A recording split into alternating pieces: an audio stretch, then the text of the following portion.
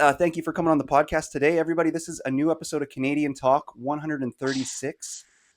Today we have Diana Alisa. Is that how I pronounce it? It's actually Diane, Alisa. Alisa. Okay, cool, Yeah. cool. Um, you are an author from Utah. You Yeah. wrote a book called Love Letters to Suburbia. Anybody, if you want to find her, you can find her on Instagram at Diana_Alisa. And yeah, go buy her book, Love Letter to Suburbia.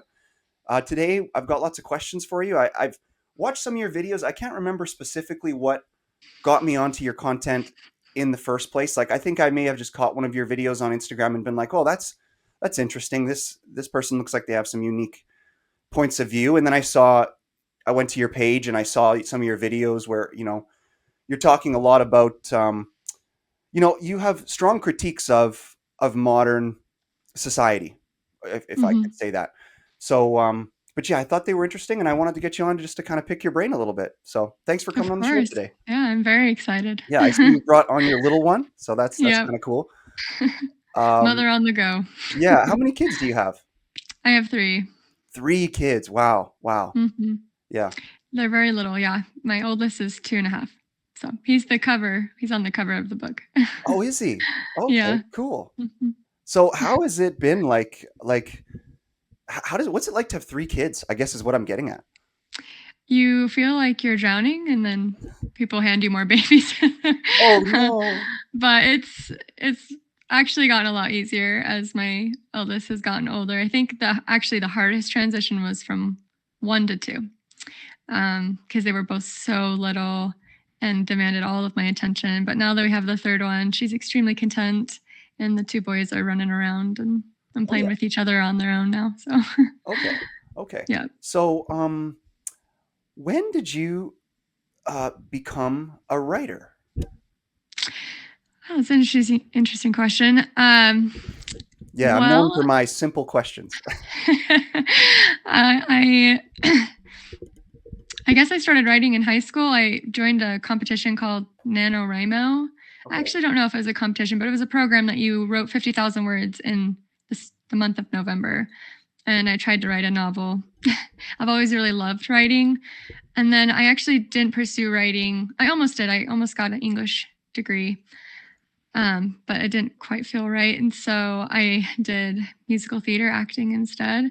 And all during that acting degree, there's a lot of writing when it comes to that degree. You're reading a lot of theater, um, doing a lot of critical thought about political movements and culture. And so that was really the foundation for this book. And then I wrote a musical in 2021 Oh called yeah. Lois. Okay, So cool. Yeah, it's like one of those things like how you play sports and you can't help but become competitive. Just like how you go into musical theater and everybody's so politically active nowadays, you can't help but getting involved in all the political stuff. yeah, it's really hard. My major was extremely political. It was actually What what kind was of a your hard major? thing for me. Okay. What was your major? So acting, yeah. Oh, that Um, that that's a major. Okay, got you, got you. yes. And you consider that to be incredibly political. It was, I guess yeah. acting in nature is kind of political, right? I guess you don't think about it like that when you're younger, and then you get to like our age, and it's like, okay, I guess movies really are like I don't want to say modern day propaganda or anything like that, but they really are in large part trying to send a message. Yeah. And inevitably it's going to be considered political whether you like it or not. And no matter what role you take as an actor or whatever, right? Yeah, no, I think theater is a really good avenue for truth. I think I've learned a lot of things, watching movies, watching theater, Yeah, me too. and it's so important to me. I just love the body moving to tell a story. It's really exciting for me. But yeah, I stopped doing that once I had my first baby, and then I wrote my book. And hopefully I can return to theater in a little bit, but it's just not my season. And Oh that's yeah. actually something in my book. It's just that women have seasons, and Okay. we should embrace those seasons. Okay. So Um what what inspired you to write this particular book? Like in terms of this particular book that you wrote here, what what brought you there? Like what gave you the idea, stuff like that. So I've always kind of been bothered by the things in my book. I just didn't really have language for them. Like I think that the state of Utah is really ugly. Yeah, Or at least I thought it was. And then people were like, "No, it's so beautiful, the mountains, and yeah, it's green up north." And I was like, "Yeah, I guess you're right." But I had been so focused on suburban layouts, like the McDonald's and the Walmarts and the parking lots and the freeways and the yeah. identical housing, that I was like, "This is the ugliest place in the world." Yeah, yeah. I was um, trying my best to not have today's podcast just turn into me promoting you to like move. Because yeah. at the end of the day, like that would be what some people might say to you. Cause like I did a little bit of research and stuff and like Utah, it's about probably a quarter of the size of Saskatchewan, where I'm from. Hmm. And it has 4 million people almost, which is a lot of people. Yeah. So just so I can update some of my viewers and give them a little bit of a brush of what your book is about, and we'll have you do it better than me at a certain point here. Okay. And by the way, as we go through this pod, um, I'm going to ask you some questions about your book, and there might be some parts of it that I take a devil's advocate position to. It doesn't mean that I'm critiquing your ideas or anything like that. I'm just kind of going to apply a little bit of scrutiny to some of the ideas and see what you have to say about those things and stuff like that. But at the end Great. of the day, I want you to know that I think your ideas are good. I think that in theory, a lot of them are good, and all I'm going to be doing is just discussing them with you a little bit and seeing what you have to say about some of the opposing views that might come to some of your ideas. Yeah, I'm So, excited. yeah. So basically, yeah, your book, in your book, you critique a lot of modern society. You talk about how we we are creating these urban environments instead of creating villages and things along those lines. And you critique roadways, you critique corporations, things like that. And that seems to be something that you're really passionate about. And the book is all about that. And so ultimately, do you believe that like there's too many people on the planet? Like, or do you believe that the village idea is a scalable thing? That because yeah, Yeah, so I don't think there are too many people on the planet. I think okay, that we're being extremely inefficient with our design and resources, and we keep blaming it on our children for existing. And I do think that the village model is scalable because it's like a flower. The way that a village is designed is sort of, you have a strong pistil of economy, and then it like flows out from there, and then you can start again. And the problem with suburban design is it's like a flower cut in a vase. Everything surrounds one freeway system, yeah, because of car dependence. That's the way that we're creating things. You have housing that has to use a car to get out of it, and the freeway is the avenue for you to leave your residential area and go to your livelihood. And there just comes a point where you can't expand anymore for the level of cars that are coming into that area. It's much too expensive, even to begin with. But to expand it is literally billions of dollars that cannot be paid back there unless you want to be told. I just think that people don't understand how expensive car infrastructure is. If you were actually paying the taxes on the infrastructure that you keep promoting, it would probably quintuple. Like you, it's too much money. if you So it's sorry, not just let me jump sustainable. back to that. So you said if you were actually paying the taxes on the infrastructure, there would be enough money to do what you propose, kind of thing. Is that what you're saying? Like, I didn't quite get that part.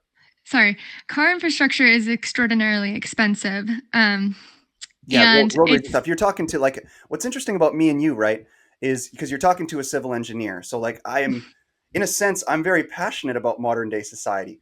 So like I feel we've that's done good to very know. good. Yeah, like so whatever. So we've I feel as though we've done a good job, kind of trying to, even if you consider today's world as like a bit of a rudimentary way of us. Okay, we just got to we've got all this population. We've got to try to give a medium quality of life to all these people. So we've Hmm. created what I guess I would have called an efficient setup.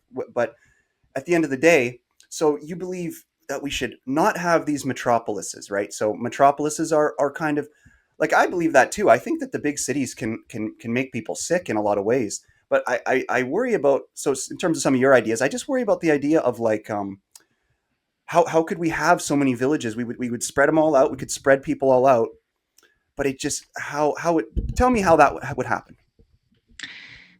So what I'm trying to do is take already built neighborhoods, suburban neighborhoods, and pull the economy away from the commercial district and give it back to the people. So instead of relying on Costco and Walmart, you're now more relying on local neighbors, local farms. Everything is kind of built around self sufficiency. And it's not that I'm anti corporation, it's that the suburban setup creates an imbalance between consumer and individual, where you are now only a consumer. You are no longer a community member because there is no community. And Yeah. I talk about this in my book that over time, uh, the suburbs degenerate socially because you have to have organic connection. And if you're not going to your own little bakery, if you're not walking to school with your children, if you're not buying shoes, and brushing shoulders with people that are in your area, you're just actually not going to know them. And this is part of the reason why Gen Alpha and Gen Z are totally oblivious to a lot of social things, and they just lose desire, Yeah. especially when we have, technology Yeah. that comes and replaces it. Yeah, phones can So, be a real sickness right there. If I can just jump in, um, yeah, I hear what you're saying. I worry about the supply chain because I feel like resources aren't necessarily spread out, and you're always going to have to get those semis, like bringing stuff around. I'm not really sure about how if you could give that consumerism to the suburban neighborhoods and take it away from the corporations. I just wonder if that supply chain, because that we have this modern supply chain that's some would call it sophisticated with how we get things to these grocery stores so that thousands of people can access them. Because that local bakery idea might break down when you have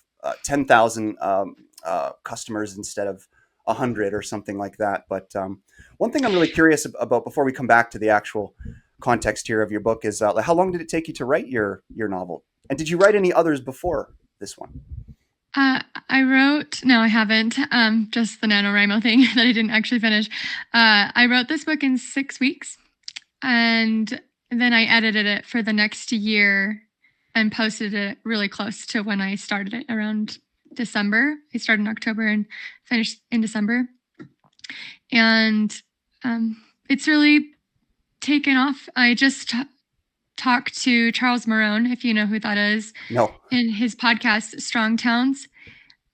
He's picked up my book, and I'm going to be doing one of their Friends of Strong Towns book club. That this is the book. My book was the book he picked this year to share with people. So I Cool. think that what I'm trying to say is that people are really resonating with the idea of kind of not totally escaping modernity. I don't think we could. Like, I don't think we could get rid of technology. At least I wouldn't reach a general audience in this way, because they like a lot of comforts. And so, what a village really is just a walkable, oh, sorry, a localized, walkable, mid density municipality where the comfort level of suburbanites are kind of getting everything that they're getting now, but better. So when you talk about like supply chains, it's not that I'm trying to destroy uh, all of our supply chains by creating only self sufficient villages.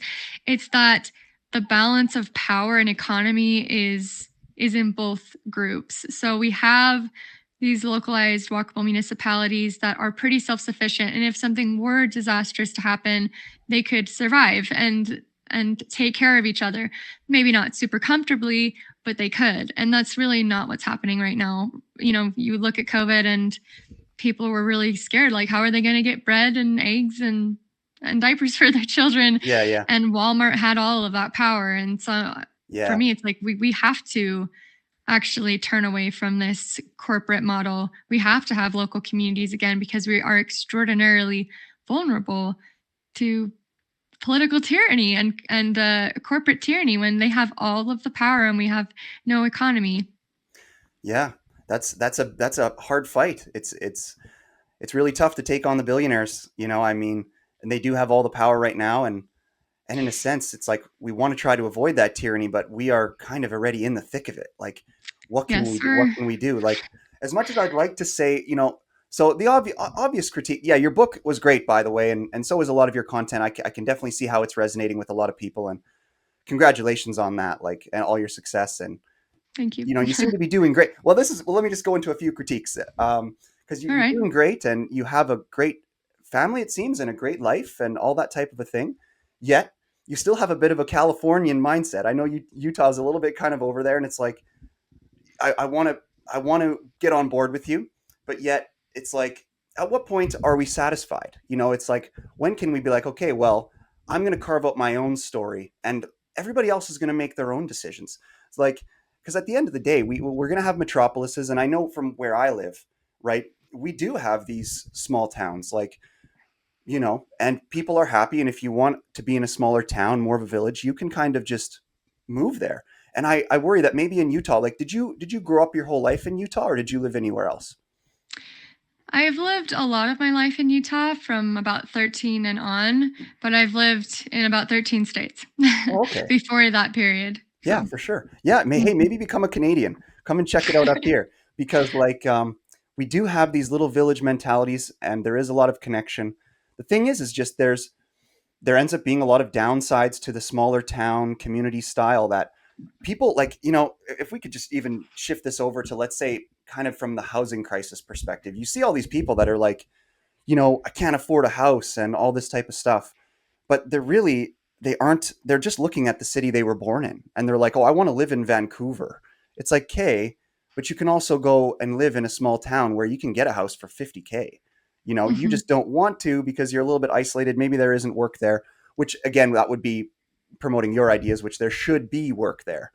But there isn't, because the corporations dominate a lot of that, and people work, the jobs are in the big cities. So, but it's just like, whether you look at it from the perspective of a bunch of things, whether you look at it from the perspective of, let's say, global warming, because they freak out, they go, the sea is rising and all this type of thing, and it's like, okay, but move from the edge then. You know what I'm saying? Like, and if you don't like the metropolis, move from the metropolis. Like, we have that freedom of autonomy to just go and find the place that will be what you want to live in. You know what I'm saying? And Yeah. like I was saying, sorry, I'll give you a chance here. It's like, the obvious critique of your stuff would just be, it's a little bit utopian, and it's like, how can you reconcile that critique? Great. Do you have any children? I just No, I don't. I'm 33, and I do not have any kids. Okay.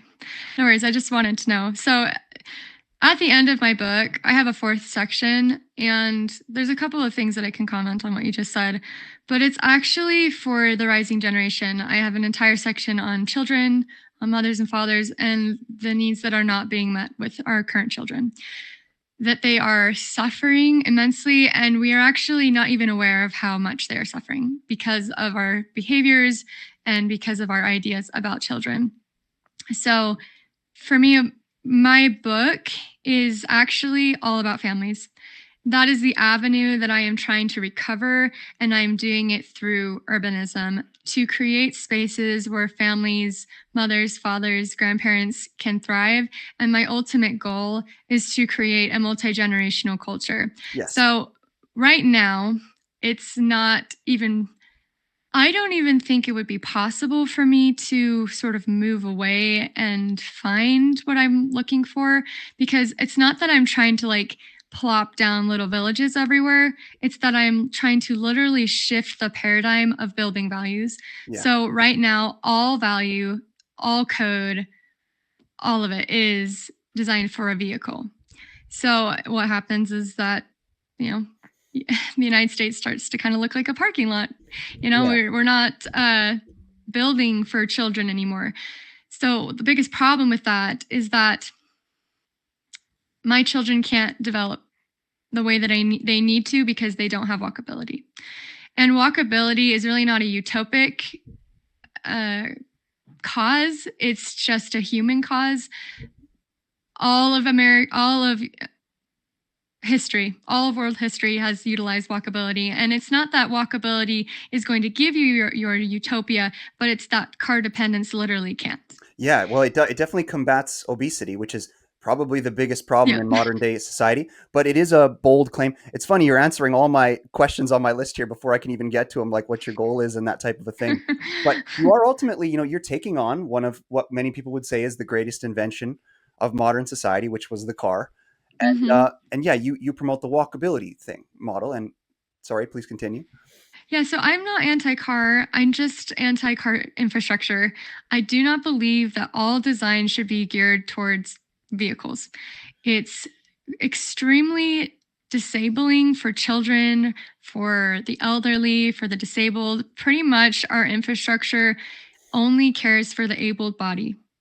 And I have a huge problem with that because that means me as a mother that I am now ostracized from society in a lot of ways. It used to be that women were a part of society, they had home economies, they could work with or near their children, they could walk with their children. We basically given up carrying children because it is so incredibly inconvenient. I have seen carrying babies become more popular in the last, I don't know, maybe 5 or 10 years, but it just wasn't known. Like it didn't even occur to people to have carriers unless they were like going hiking. And babies need to be held about 70-80% of the time to develop healthily. And Mm. American babies, I don't know about Canadian babies, are being held 25% of the time. Oh, And a lot of that is because they're in buckets and they're in cribs, and we just don't think to pick them up. yeah, yeah, So we're only picking them up when we think it's convenient for us. And so car infrastructure is extremely difficult for women and children. And I think that um, that is the reason why we have a war on motherhood, because the suburban dream was like, you are now going to be in a house with only a house, there's no society around you, and you will be the domestic blissful wife and mother, and you will do the homemaking stuff and not anything else. And if you leave to work, you are abandoning your children, you are a bad mother. And I reject both of those premises. There is no working mom versus stay-at-home mom. All of human society has just been mom. There, whether she was working or not, she was a part of community, and and she was seen, and so were her children. And we've gotten into this, I like to call it like bluey mindset, where women are just supposed to stay at home and do nothing else, and it's actually not helping children, and it's actually stigmatizing children and creating narratives for why women shouldn't have children.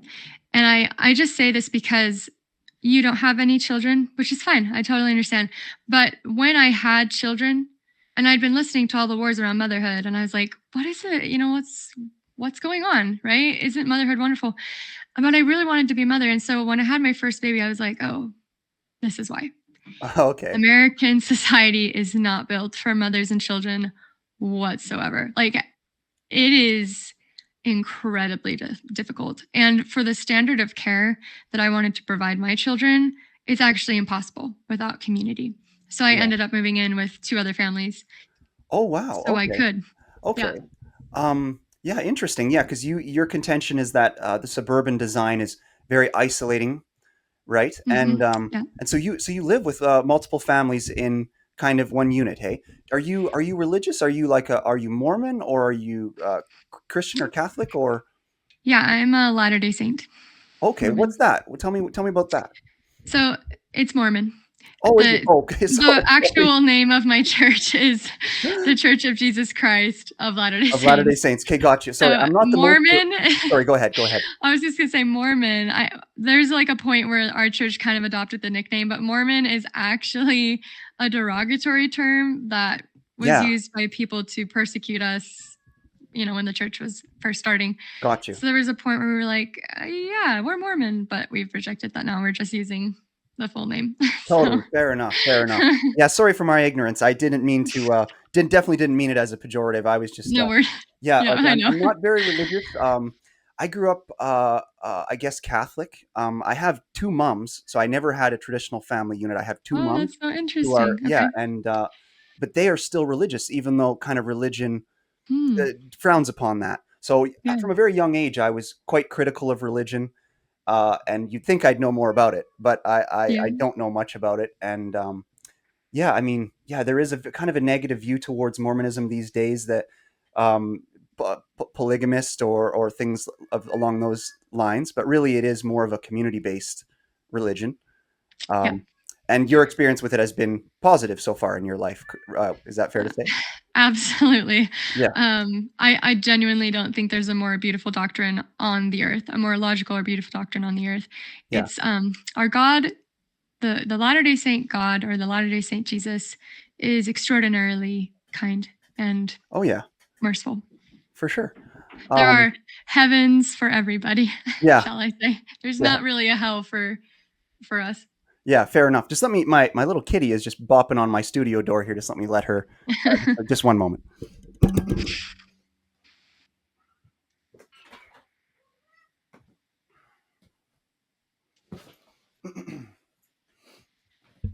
Because there was that one. I know that there was that one presidential candidate who was, and they really came after him. Almost his Mormonism. Some could say that his Mormonism almost was what made him lose the presidency. Mitt Mitt Romney. Romney. Yeah, Yeah. exactly. And so, like, Yeah. if we can, I don't know. I'm trying to. I'm not sure because I'm a comedian. I'm not sure how much I can joke around with you because you're a very serious thinker. But Oh, so like, no worries. or how political you'd like to be because you're a published person. I don't want to get in the way of any of your ideas in that or paint you in any type of ways that you don't want to. So No worries. yeah, like, I've had many political and religious discussions. It's actually wonderful. something Yeah, I enjoy doing. So isn't it interesting how some people aren't able to have? There is literally a class of people who aren't able to have those discussions without them descending into complete like arguments and just a bad situation.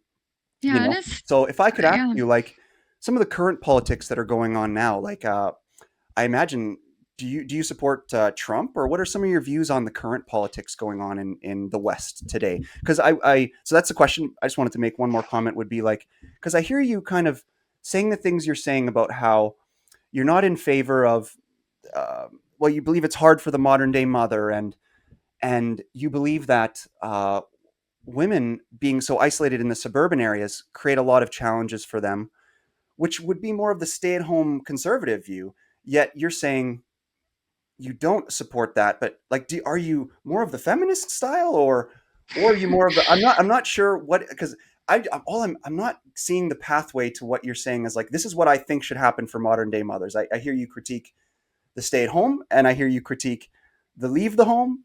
What should mothers do? And yeah, and what's your modern political views currently? So I feel a little bit homeless in terms of a political party right now. I guess my new political party is restoring the American village.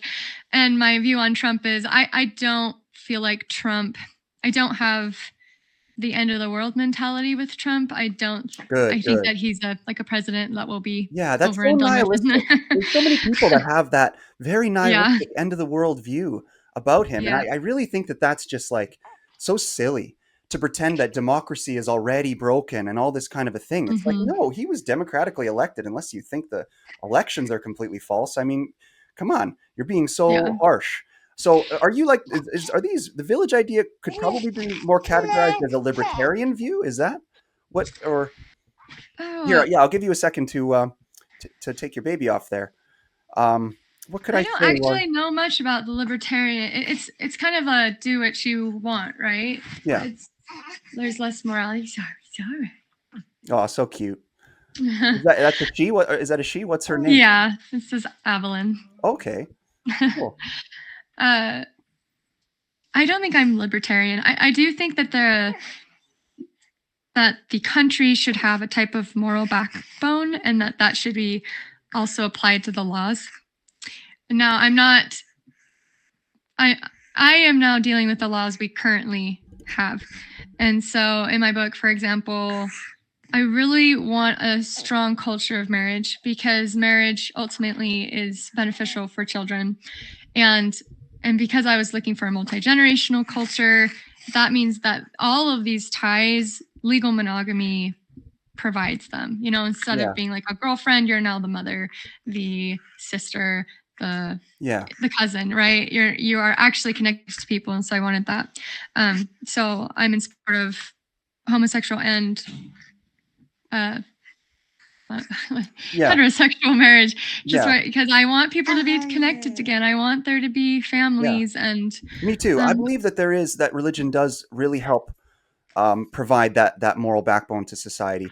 Um, Somebody might say though, so like for example, like let's say a East Asian culture, because what some might say, they have heavy metropolises, they're highly populated, yet they have somewhat managed to achieve that multi generational family in quite small living quarters and stuff like that, with the way they are in the Asian countries.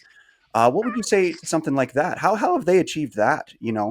Without doing the village style? Do you think it's just a cultural thing, or East Asia, is that what you said? yeah, like Eastern Asian? So Eastern Asian cultures, kind of like like Chinese people, and they have skyscrapers and sometimes three families living in an apartment, like right up to the great grandparents and the grandparents, and all living in one place, and they're in you know uh, tall skyscraper type situations.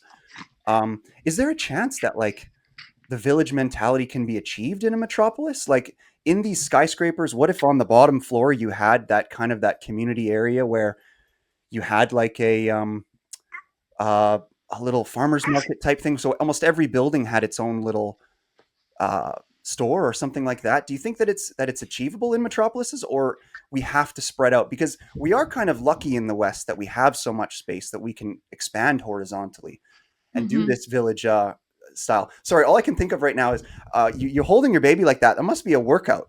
Like I feel like you must have biceps for days. Like if you hold your baby all the time like that, you probably consider it pretty good exercise, hey? Yeah, yeah.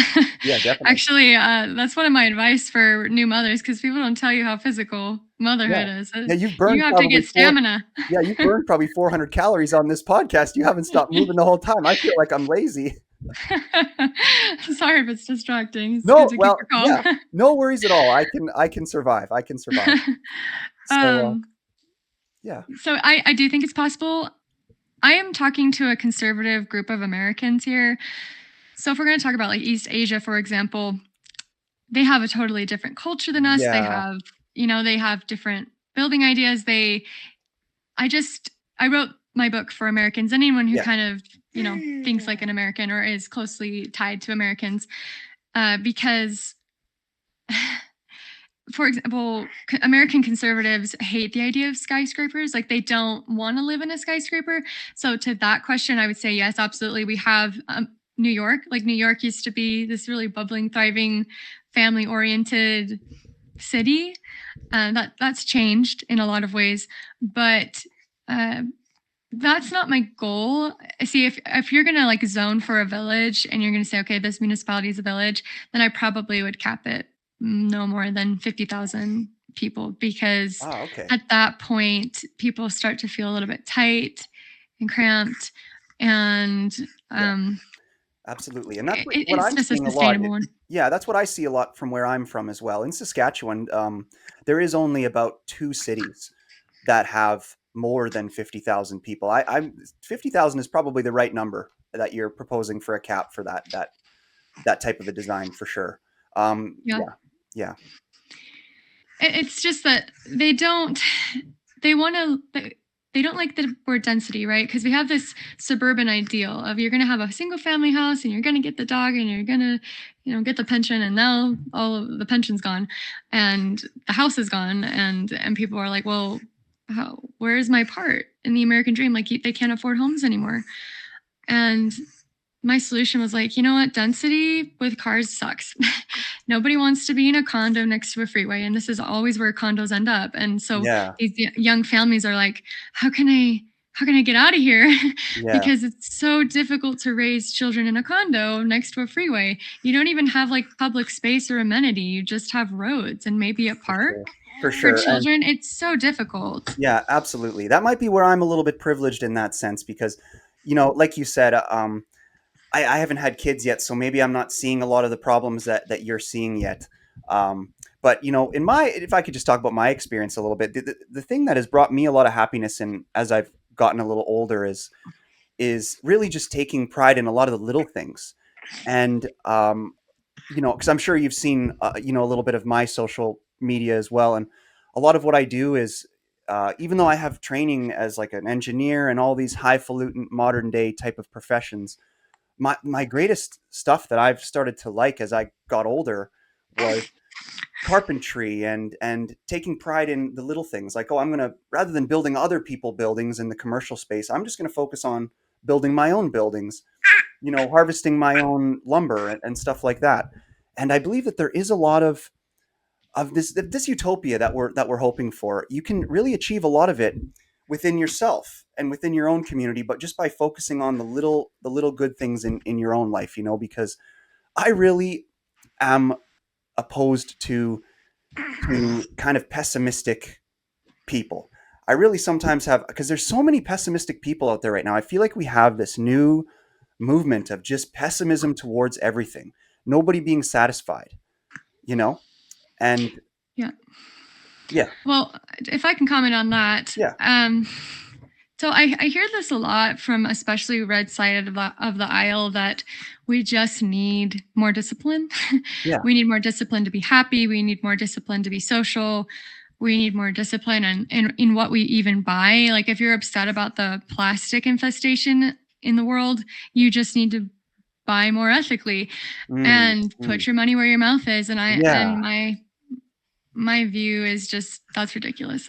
yeah, yeah. We actually have to have systems in place that provide a quality of life that's possible. And if I want the world to not be covered in plastic, then we need to do something about the plastic production, not me as a buyer hoping that I can like put a tiny dent in the level of consumption that I'm doing. And I just don't feel like, back to your point of like, is this even sustainable to have these small places?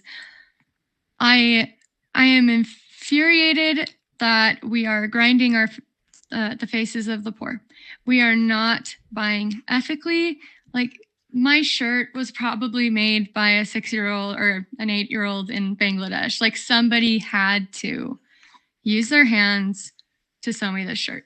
And these people, and this is just for clothing, these people are living in utter poverty. I was watching a video on Charlie Kirk, and he was talking to someone who was kind of upset about this. She was Yeah. upset about capitalism. Okay. And she said, capitalism is making other people poorer. And Yeah. Charlie was like, no, it's not. And I understand why Charlie said this, because technically he's not making another person poorer for buying this shirt. Because she was like, I bought this hat, and someone made this hat for like 6 cents a day. And he's like, well, then yeah, that's your problem, because you should have Yeah. bought a different hat, right? Yeah.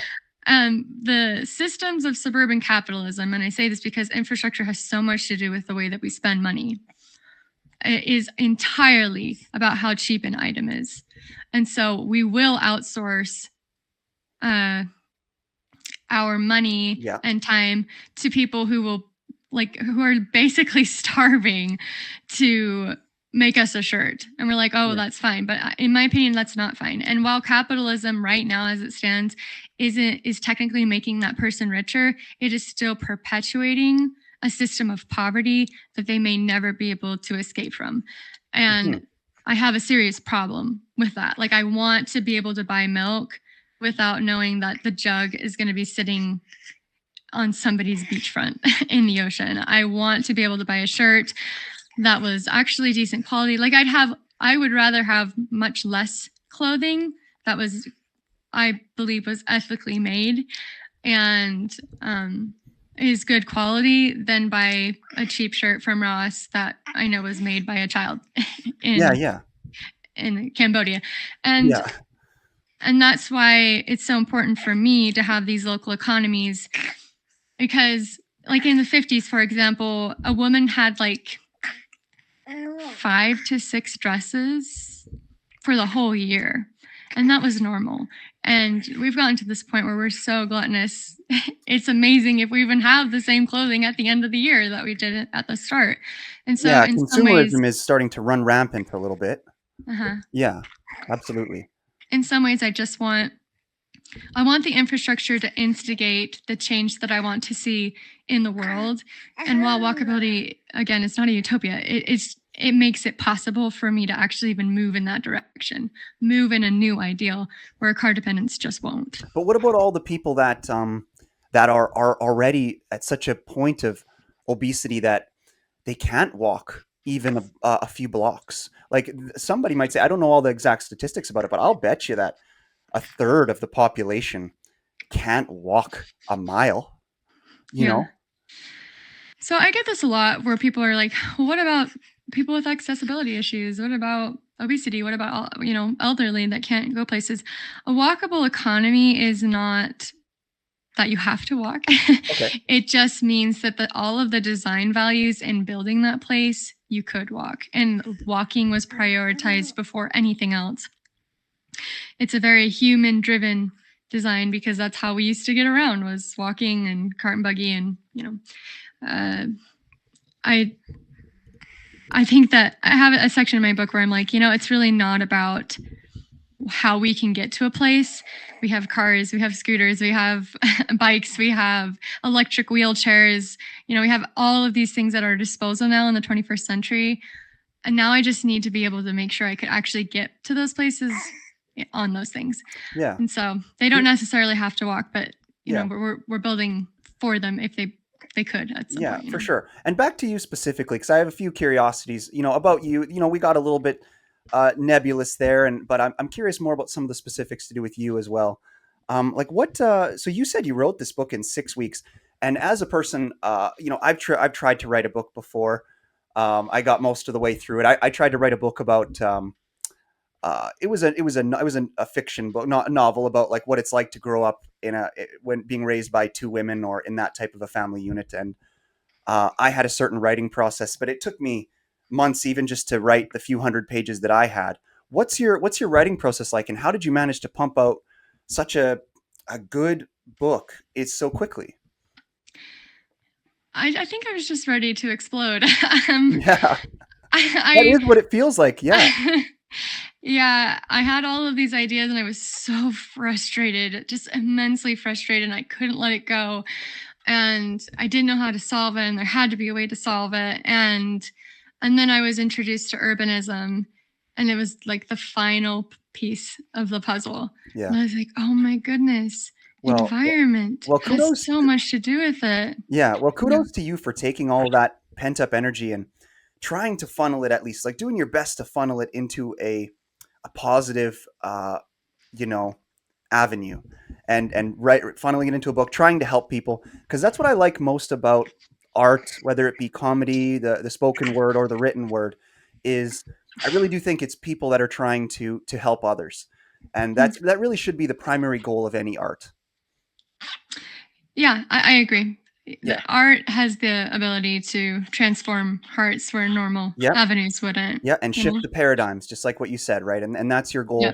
goal, because that's really all we can do nowadays. Because we have everything is so set into place, and Yeah. it's really sometimes it feels like how can we even change anything, Because like somebody, like Disneyland, for example, like that Hmm. was like do you know that there was a time where that was a utopian place, like, and then yet there's all these attacks on Walt Disney nowadays as like a racist and all this crazy stuff, when really, like, that's what they're doing now. Did you know that they're creating Disney villages, like they're these kind of yeah, yeah, they're these kind of utopian little communities that are just within themselves, because naturally, if these ideas progress, I'm just going to say, like, kind of a bit of a facetious type of like, somebody might take your ideas and go, this is racism. They might go, naturally these type of ideas aren't going to be accessible for urban populations, people that like, because like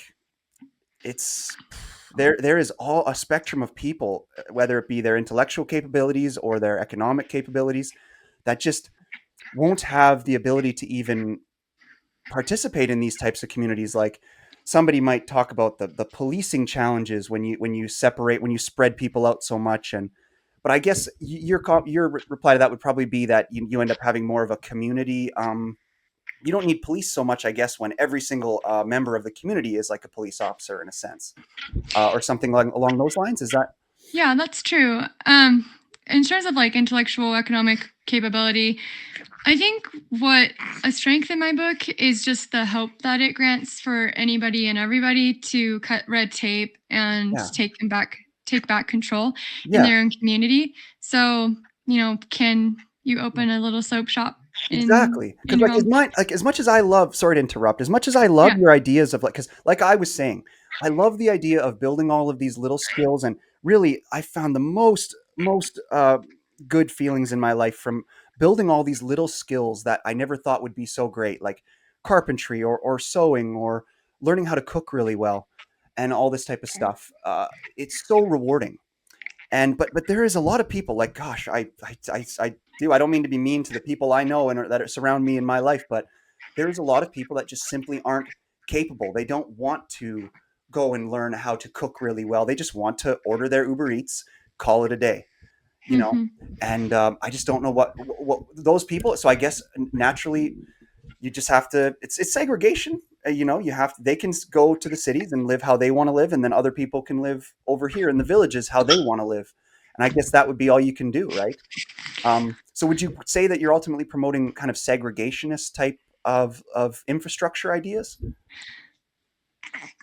No. or is that too hot of a word? Is segregation too? Segregation's pretty hot. Yeah, yeah, fair enough, um, fair enough. but because I'm trying to, so people are like, well, what's your ideal density? For me, I'm actually not quite sure what my ideal density is.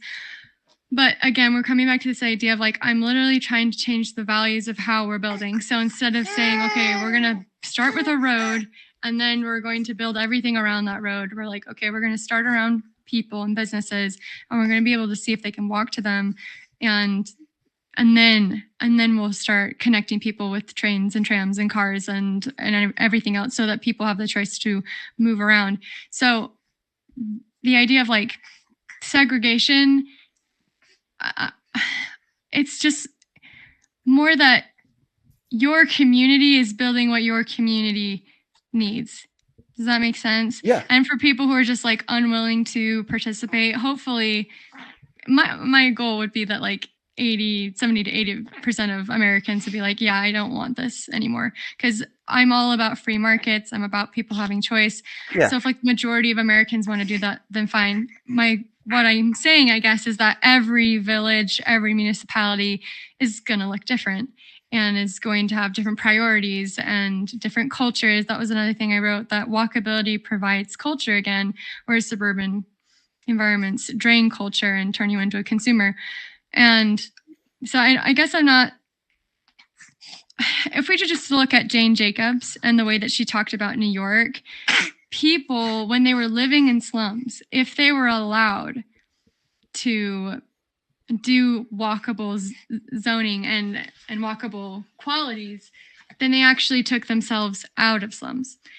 And so, and that was just because like the Irish were just buying homes, like apartments next to each other. So like families were literally like buying whole apartments bit by bit by bit until they were basically owning the street. And hmm, so that's kind of the goal, is like you have a community that wants to be with each other, that values the same things, and you start building walkable places where children are free to roam again and people are have their businesses handed back to them. They're not being completely squashed by Walmart. And that was another thing, is that Walmart, small businesses can't thrive next to Walmart. They can thrive in walkability, but they can't in Walmart, in the commercial district with Walmart, because the yeah, only thing that matters at that point is price. yeah, for sure. But there's so much more that a small business can offer a community than just price. And to them, that's worth it, because the macro cost of walkability is much cheaper than the micro Yeah, cost of car infrastructure. absolutely, absolutely. You know, but one of my favorite things to do is one of my favorite things about corporations is they're easy to steal from. So, like, if you want, you can just pop into a Walmart, Yeah.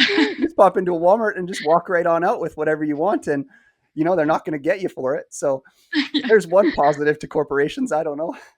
I think that corporations are really good at doing things to scale where they can do things super Yeah, quickly, right? yeah, But now, if they're competing with local economies, because they're competing with walkability, is what's going on.